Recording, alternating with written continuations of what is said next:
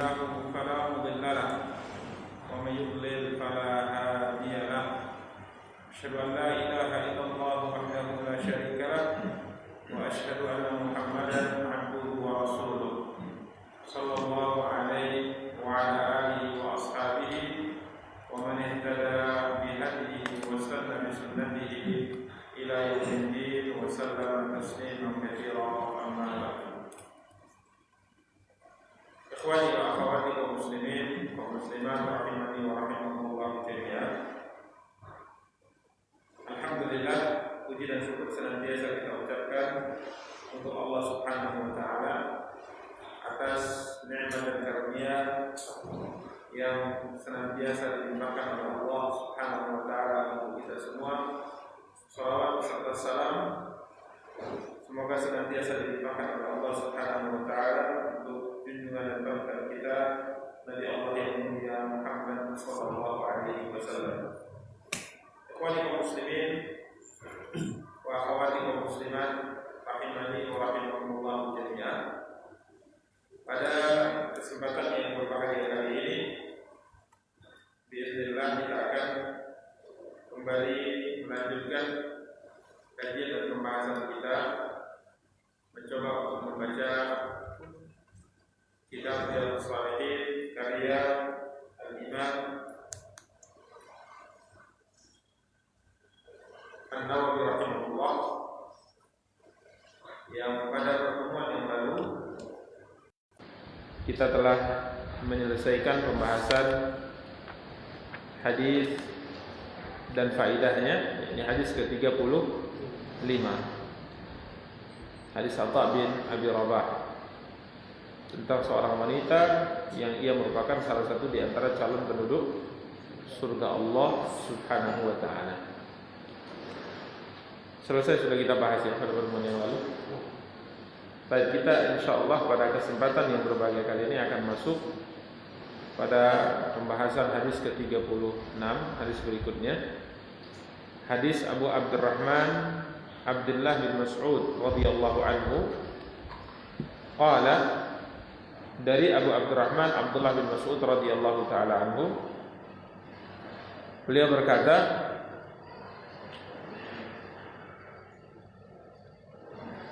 ka'anni anzuru ila Rasulillah sallallahu alaihi wasallam yahki nabiyyan minal anbiya salawatullahi wa salamuhu alaihim darabahu qaumuhu fa'admauhu. Dari Abdullah bin Mas'ud radhiyallahu taala anhu, dia berkata, ini Abdullah bin Mas'ud berkata, ka'anni anzuru ila Rasulillah, seakan-akan saat ini aku melihat Rasulullah sallallahu alaihi wasallam yahki nabiyyan minal anbiya, menceritakan seorang nabi dari nabi-nabi Allah Subhanahu wa taala. Jadi Abdullah bin Mas'ud mengatakan seakan-akan aku melihat Rasulullah sallallahu alaihi wasallam bercerita tentang seorang nabi dari nabi-nabi Allah. Mungkin kalau kita terjemahkan dengan singkat, Abdullah bin Mas'ud kala itu berkata kepada murid-muridnya, terbayang aku di hari tatkala Nabi sallallahu alaihi wasallam bercerita ya tentang seorang nabi dari nabi-nabi Allah Subhanahu wa taala. Salawatullahi wassalamuhu alaihim darabahu qaumuhu fa'admau, di mana kaum nabi tersebut memukul nabi tersebut ya, fa'admau, sehingga mengalirlah darah dari nabi tadi. Nabi bercerita, ya seorang nabi ada yang tatkala berdakwah, kemudian dakwahnya ditentang, disakiti oleh kaumnya, sehingga mereka memukul nabi ini sehingga berdarah. Ya. Faja'ala yamsahu ad-dama an wajhi.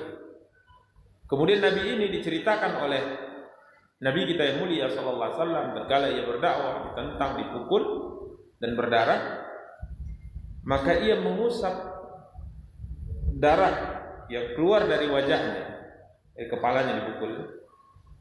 Kalau berdakwah, kalau darah sudah mengalir, Maka dia mencoba, Nabi tersebut mencoba untuk mengusap darah yang mengalir di wajahnya. Wa huwa yaqul, dan Nabi ini berkata, Allahumma ighfir liqaumi fa innahum la ya'lamun. Ya Allah, ampunilah, maafkanlah kaumku atas perlakuan mereka terhadap diriku ini, karena sesungguhnya mereka tidak mengetahui. Ini yang diceritakan oleh Nabi SAW menunjukkan sesuatu yang sangat luar biasa. Bayangkan saja seorang Nabi pilihan Allah, ya, pilihan Allah. Seharusnya kalau namanya pilihan Allah itu harus dimuliakan, dihormati. Pilihan Allah. Para nabi itu adalah manusia pilihan Allah Subhanahu wa taala. Hendaknya dihormati. Kemudian yang kedua, nabi ini di samping ia pilihan Allah Subhanahu wa taala, maka dia mengemban tugas untuk menyampaikan kebenaran kepada manusia, yang pada hakikatnya kebenaran itu untuk menyelamatkan siapa? Manusia itu, kaumnya itu. Seharusnya tatkala orang diberitahu tentang keburukan yang mereka tidak tahu sehingga mereka bisa terselamatkan darinya, seharusnya bersyukur, berterima kasih. Seorang yang diingatkan tentang kebaikan yang tidak mereka ketahui, yang kalau mereka tidak lakukan, mungkin kebaikan dunia, kebaikan akhirat tidak mereka dapatkan, diingatkan, dimotivasi, seharusnya malah berterima kasih. Samping dia pilihan Allah SWT dan menyampaikan kebaikan untuk umatnya, untuk kaumnya, baik kebaikan dunia maupun akhirat, dilakukan tanpa pamrih. Kiranya kaumnya malah memperlakukan mereka dengan sikap yang sangat luar biasa. Dipukul Nabi tadi tatkala menyampaikan kebenaran, tatkala ingin menyelamatkan kaumnya dari kebinasaan dunia dan akhirat, kiranya mereka memperlakukan Nabi tersebut dengan perlakuan yang tidak baik. Mereka tolak dakwahnya, tidak cukup hanya itu, mereka kemudian memukulnya sehingga sampai mengalirkan darah. Sehingga darah itu mengalir di wajah Nabi ini. Tapi apakah Nabi ini marah? Apakah Nabi ini emosi? Nabi ini mengumpat, mendoakan keburukan? Subhanallah, tidak. Nabi ini mengusap darah dari wajahnya sembari mengatakan, Allahumma ighfir liqaumi fa innahum la ya'lamun. Ya Allah, maafkan perbuatan yang dilakukan oleh kaumku ini, yang mereka lakukan terhadap diriku ini, karena sesungguhnya mereka tidak tahu. Ini kesabaran tingkat tinggi. Kita belum lagi diperlakukan dengan kekerasan, mungkin dengan tangan dan sebagainya. Mungkin kadang-kala ada orang mengomentari kita dengan lisannya, kita sudah tidak sabar. Ini Nabi menceritakan seorang Nabi. Padahal kalau kita lihat dari cerita beliau sendiri yang dicatat dalam hadis yang sahih, dalam sejarah perjalanan dakwah beliau mendapati perlakuan yang lebih keras dari apa yang didapati oleh Nabi ini. Tapi beliau tetap bersabar. Ini contoh ya, yang hendaknya kita perhatikan, khususnya di medan dakwah. Karena yang namanya menasihati dan berdakwah itu pasti ada rintangan. Makanya apa kata Luqman Al-Hakim kepada anaknya? Ya bunayya aqimis shalah wa'mur bil ma'ruf wanha 'anil munkari wasbir 'ala ma asabak. Wahai anakku, tegakkan salat, perintahkan orang kepada yang ma'ruf dan larang orang dari melakukan perbuatan yang mungkar. Cukup sampai di sini pesannya? Tidak. Luqman Al-Hakim berkata dalam surat Luqman, wasbir 'ala ma asabak, dan bersabarlah atas apa yang engkau akan hadapi dalam tugas di atas. Perintahkan bersabar, karena namanya amar ma'ruf nahi mungkar pasti akan ada gangguan, pasti akan ada penentangan. Itu kita diperintahkan untuk apa? Bersabar. Makanya selalu diingatkan oleh para ulama, kalau dakwah ini tidak ada penentangan, berarti yang masalah apanya? Dakwahnya, yang disampaikan itu bermasalah. Dakwah itu pasti ada penentangan. Jadi kalau diterima oleh semua kalangan, diterima oleh semua manusia dakwah ini, berarti dakwahnya dipertanyakan. Karena di dunia ini ada hak dan ada batil. dan pasti keduanya akan bertentangan sampai hari kiamat.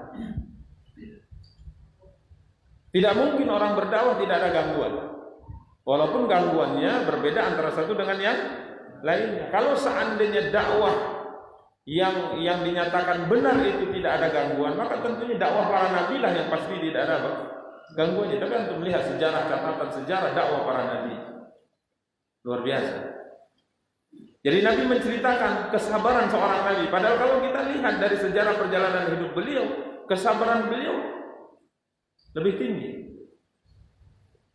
Antum lihat apa yang dilakukan oleh Nabi SAW. Taif, di Madinah, di Mekah. Kemudian setelah beliau berhasil dan menang, apa yang beliau lakukan? Beliau maafkan semua.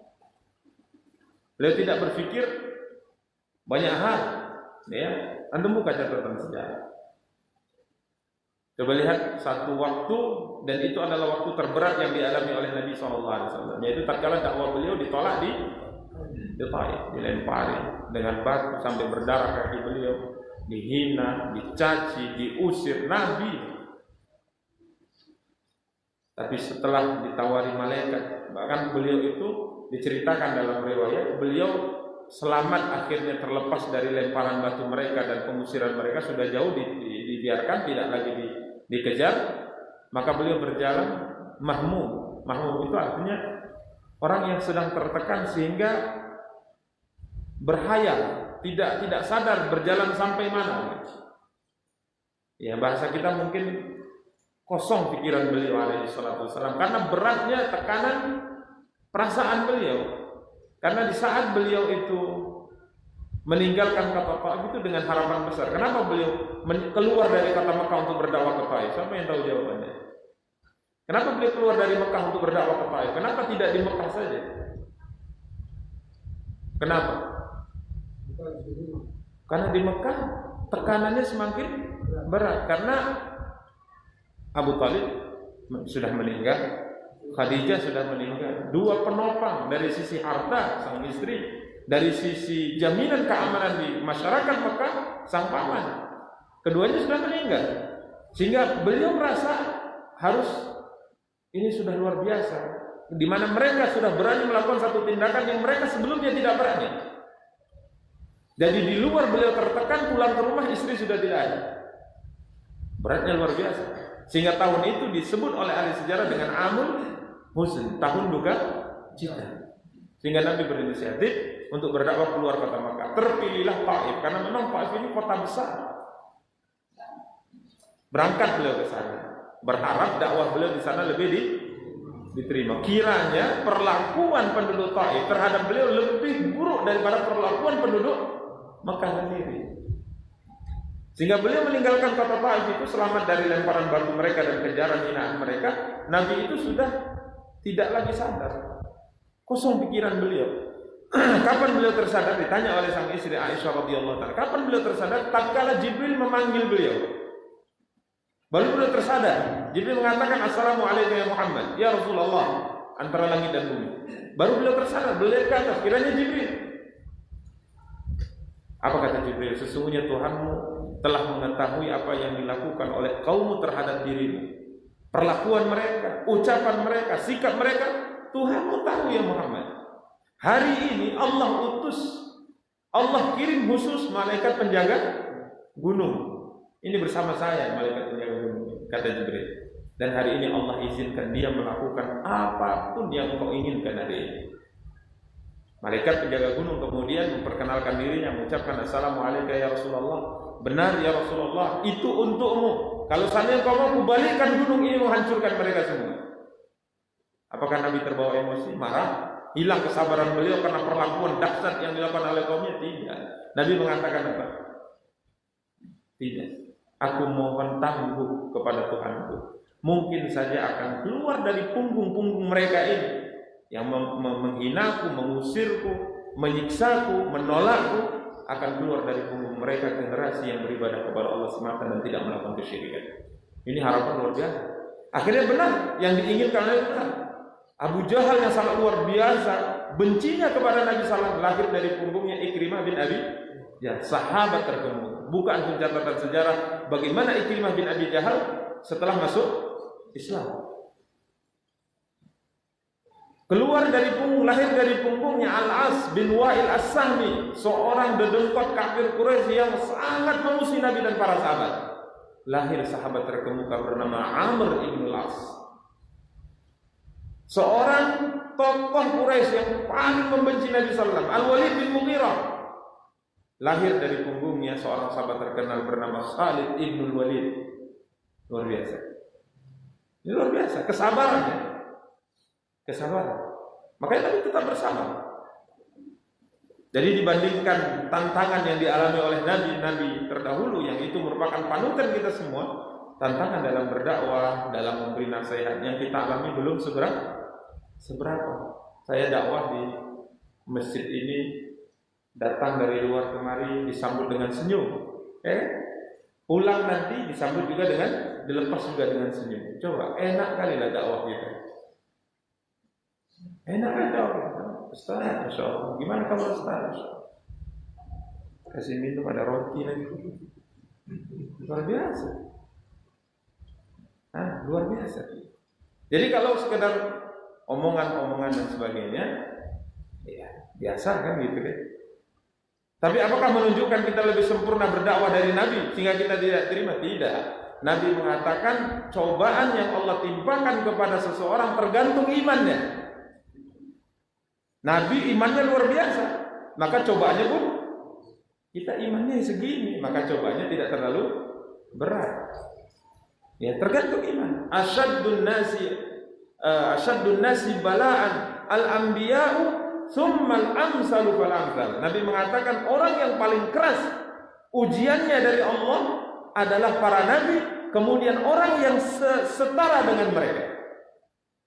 Jadi semakin tinggi iman seorang, maka ujiannya semakin apa? Berat.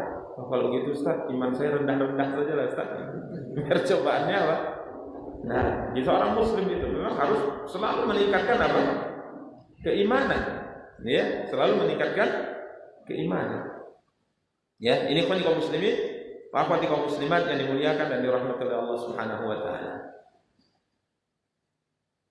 Di sini Syekh Ibnu Utsaimin rahimahullah taala mengatakan, hadis ini merupakan hadis yang diceritakan oleh Abdullah bin Mas'ud tentang cerita Nabi dari apa yang dialami oleh para Nabi alaihi wassalatu wassalam tatkala mereka berdakwah dalam mengemban risalah, menyampaikan kebenaran, amar ma'ruf dan nahi mungkar, dan kesabaran tingkat tinggi yang dilakukan oleh para Nabi. Kalau kita lihat sejarah para Nabi luar biasa. Bahkan ada di antara nabi itu yang dibunuh oleh kaumnya. Nabi siapa? Nabi Zakaria as-salatu wassalam dibunuh. Coba bayangkan, dibunuh. Jadi ini medan dakwah. Bayang, ini medan dakwah yang diperintahkan kita apa? Bersabar. Mendoakan. Ya, bersabar, mendoakan. Doanya luar biasa. Allahumma ighfir li qaumi fa innahum la ya'lamun. Tapi ingat, cerita ini tidaklah kemudian menunjukkan Nabi kesabarannya di bawah. Karena yang paling tinggi kesabarannya adalah siapa? Nabi kita yang mulia sallallahu alaihi wasallam. Nabi kita itu sifatnya dekat, sangat mirip dengan Nabi Ibrahim. Ya. Sangat mirip dengan Nabi Ibrahim. Santun luar biasa Nabi Ibrahim alaihi wasallam. Ya. Nabi tidak pernah mendoakan kebinasaan untuk apa? Kaumnya. Padahal nabi-nabi yang lain antum lihat, sabar mereka, tapi tatkala sampai pada titik tertentu mereka kemudian berdoa meminta pertolongan kepada siapa? Kepada Allah. Tapi Nabi ditawarkan itu, Nabi menolak. Coba lihat doa Nabi Nuh yang sangat luar biasa. Rabbi la tadhar 'alal ardi minal kafirin diyara. Ya Allah, jangan engkau sisakan seorang kafir pun di atas muka bumi. Itu doa siapa? Nabi Nuh alaihi salatu wasallam. Tapi beliau sudah berdakwah di kaumnya berapa? 950 tahun. Ya, kalau aku mau marah, udahlah, setelah dakwah 950 tahun bolehlah marah. Ini masih 5 tahun udah marah-marah aja kerjanya. Masih kemarin udah marah aja kerjanya. Jangan. Dakwah, sabar. Ya kalau nggak bisa bersabar, mundur. Rugi tidak? Ya rugi. Kenapa? Ini jalan para nabi. Sabar. Ya, beliau mengatakan, Rabbi la tadhar 'alal ardi minal kafirin diyar. Wahai Rabbku, jangan engkau tinggalkan satupun orang kafir di atas muka bumi. Akhirnya Allah kabulkan doanya. Allah tenggelamkan semuanya. Yang beriman adalah yang naik di atas bahtera Nabi. Sisanya tenggelam semua. Itu Allah kabulkan doa Nabi Nuh alaihi salatu wassalam. Ya, ini kaum muslimin yang dimuliakan dan dirahmati oleh Allah Subhanahu wa taala.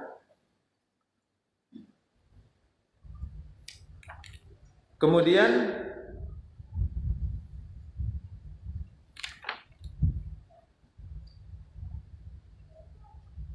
beliau sebutkan di sini beberapa ungkapan ya. Saat berdakwah banyak beliau sebutkan. Namun intinya beliau ingin jelaskan bahwa kisah yang disampaikan Nabi ini sebagai ibrah bagi kita semua.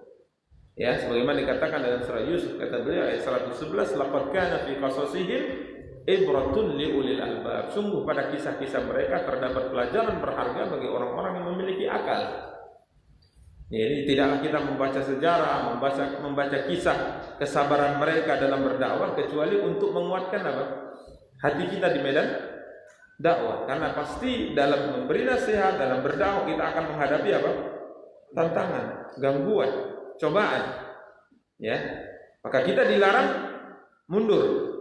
Bahkan kesabaran yang kita tunjukkan di medan dakwah ini akan mengangkat derajat kita, menambah kemuliaan kita, baik dunia maupun akhirat. Semakin banyak kita diuji, semakin tinggi keimanan kita dan semakin besar pahala yang akan kita dapat. Ya, ini kaum muslimin yang dimuliakan dan dirahmati oleh Allah Subhanahu wa taala. Faedah terbesar dari hadis ini tentang kesabaran.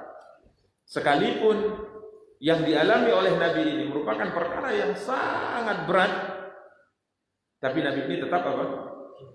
Bersabar. Nabi ini tetap bersabar. Ya.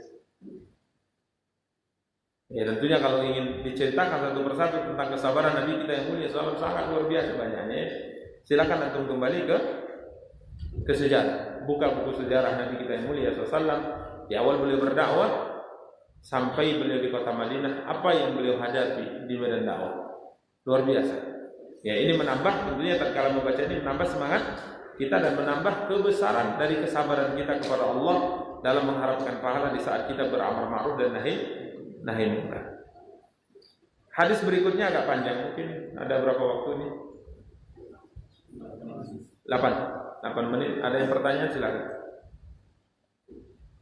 Bebas. Kalau nggak ada kita tutup. Ada pertanyaan?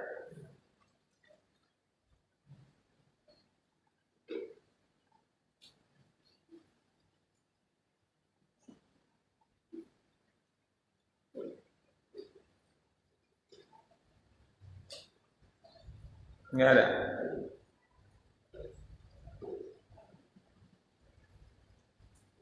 Ya, dengarin ini yang bertanya.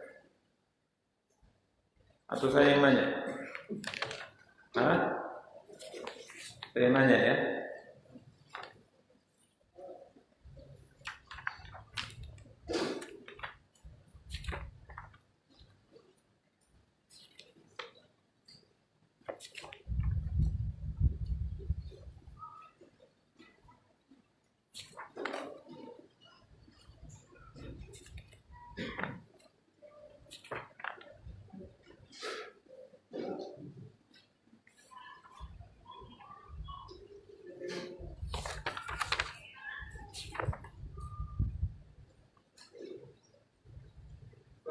Silakan Pak.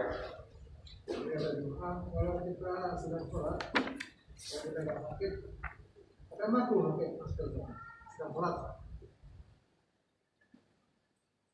Memakai masker di saat sedang sholat. Iya. Baik. Telah ada satu hadis yang sahih dari Nabi kita yang mulia sallallahu alaihi wasallam, larangan menutup muka atau bahagian dari muka di saat kita sedang mengerjakan sholat. Hatta perempuan, kita perhatikan, hatta perempuan yang sebagian para ulama mengatakan wajah mereka adalah aurat. Ini sebagian pendapat, wajah mereka adalah aurat.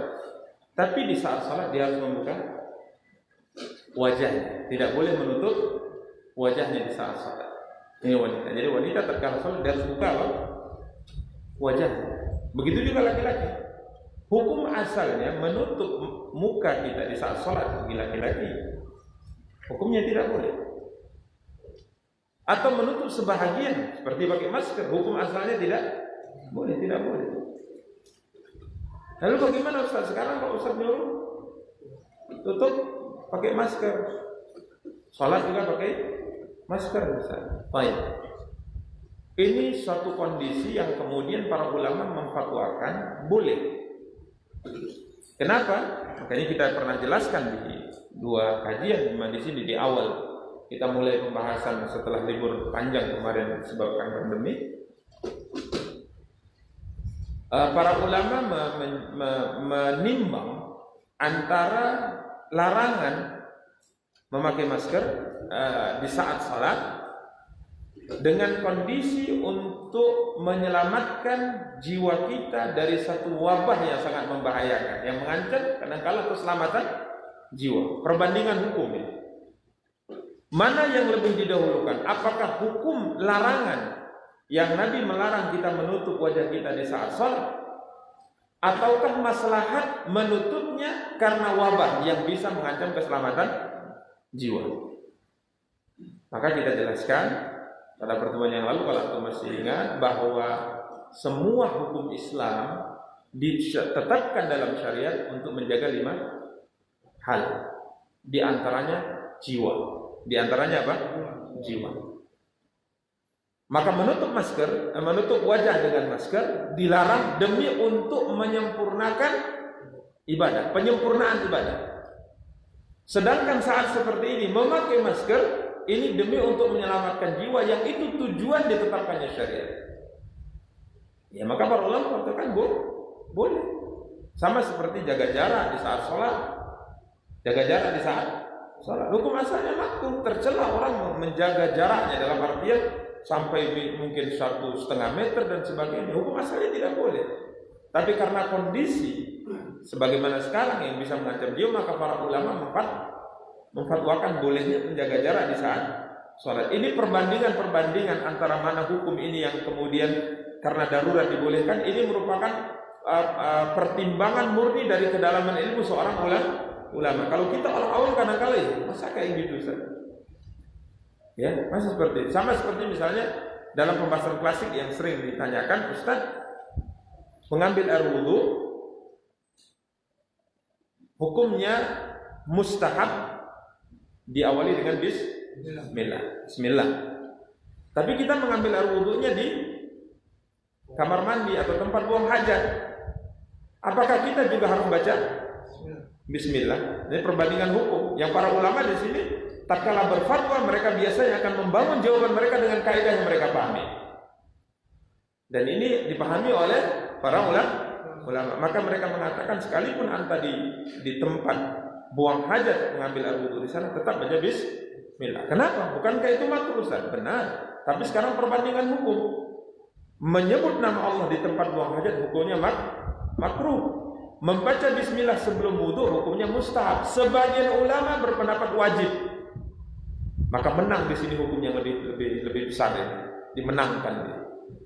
Nah, pertimbangan seperti ini dalam menjawab fatwa ini tidak sembarangan. Makanya kalau kita tidak paham, Allah sudah mengatakan fas'alu ahla dzikri. Kalau Anda tidak tahu, maka tanyalah kepada para ahli ilmu. Tanya kepada ahli ilmu. Mereka yang akan menjawab. Ya. Jadi agama ini sekali lagi kita katakan bukan pakai perasaan. Ada harusnya, wah nggak bisa, masa takut sama corona? Misal, kalau saya dilarang, ini dilarang sudah kita buka saja. Tidak. Para ulama akan menjawab sesuai dengan dalil yang mereka pahami. Ya, makanya kalau tidak tahu maka fas'alu ahla dzikri in kuntum la ta'lamun. Jadi untuk masa seperti saat ini para ulama memfatwakan boleh sholat dengan memakai masker. Ustaz, tapi ada yang sebagian Ustaz mengatakan kita nggak usah kita dalam hati aja Bismillah nama dulu lagi Ustaz. Dia bilang Ustaz. Ya, para ulama mengatakan qira'a ini bahasa Arab, Pak. Kembali ke bahasa Arab. Makanya kalau nggak tahu bahasa Arab hati-hati sampaikan, Pak. Ya, kalau agama ini turun Al-Qur'an dengan bahasa Arab. Nabi berbicara dengan bahasa Arab. Jadi dalam bahasa Arab itu ada makna-makna. Maka kadang-kala satu makna itu punya 5 kalimat dalam bahasa Arab. Jadi para ulama fatwakan disunahkan membaca. Kalau dalam bahasa kita membaca itu cuma satu, membaca.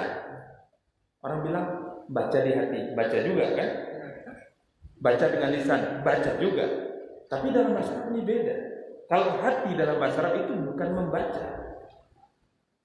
Hati itu bukan qira'a, hati itu bukan qira'a ada talayat itu, ada qira'a yang qira'a. Ini tingkatan maknanya itu berbeda. Cuman bahasa Indonesia itu sangat miskin untuk menerjemahkan bahasa Arab.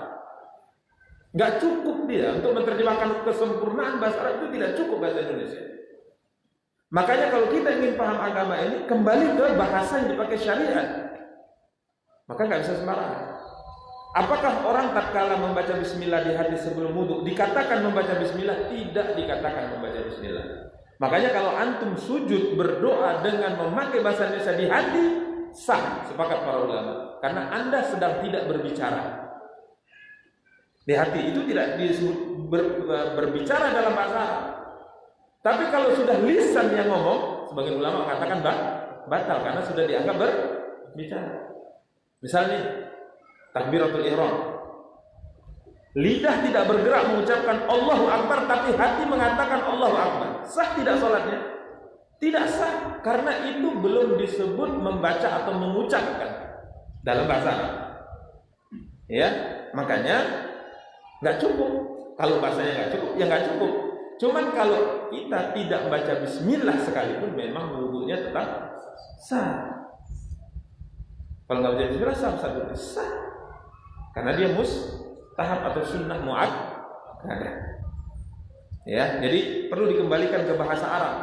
Makanya kalau ingin berbicara tentang masalah syariah, ya harus tahu bahasa Arab. Saya tutup dengan perkataan Imam Al-Hasan Al-Basri.